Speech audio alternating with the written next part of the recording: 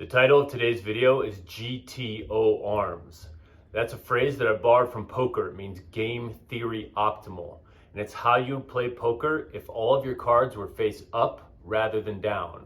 You play objectively instead of playing subjectively, meaning you wouldn't involve your feelings or your emotions in your gameplay.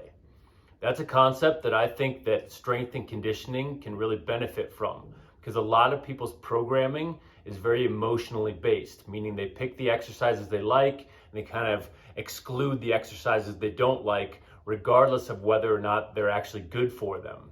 I think that the GTO needs to be the jump off point in regards to your programming. We have to start off with the GTO, or which exercises make most sense from a human anatomy perspective, and then you can move on from there. So in the last video I had a trivia question and Taylor Elliott got it right, so I'm going to make this video only available to you for the next month, and then I'll open it up to the general public. This is GTO Arms. We're going to start off with biceps, and this is the incline curl. The biceps originate up in the shoulders, so the shoulders actually have to be in extension or hanging down behind you to get a full stretch in the biceps.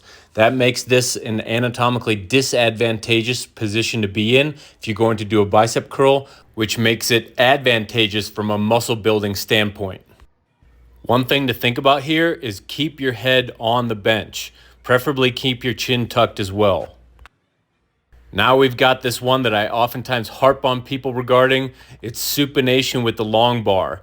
You're going to rest your whole forearm on your thigh. That's why I'm filming it from this angle. Let the barbell come all the way down until your wrist is entirely pronated, and then turn it back up.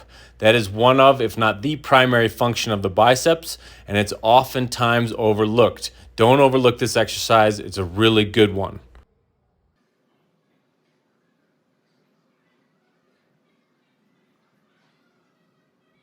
Now we're going to move on to shoulder flexion at the cable station.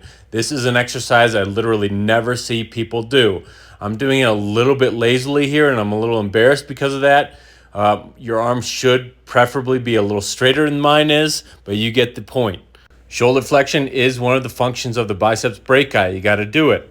And you'll be happy you did, because you'll get more results and you'll be less likely to injure yourself in the future.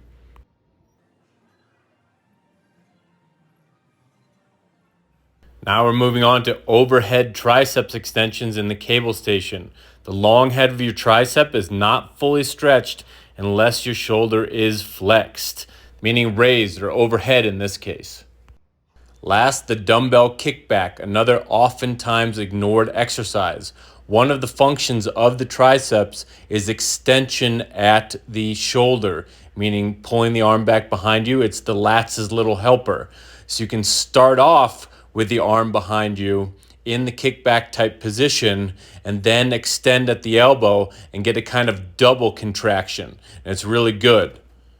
Additionally, the single arm kickback is preferential to the double arm because you can support yourself on the bench and keep your arm up.